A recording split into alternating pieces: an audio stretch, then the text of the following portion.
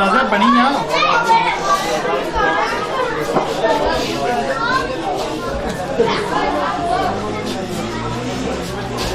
ला युकल्लिफुल्लाहु नफ्सन इल्ला वुसअहा लहा मा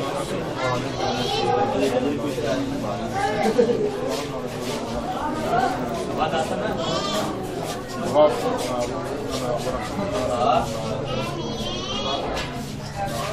हबीब ही सैयदना मुहम्मद व अला आलिहि व सल्लम।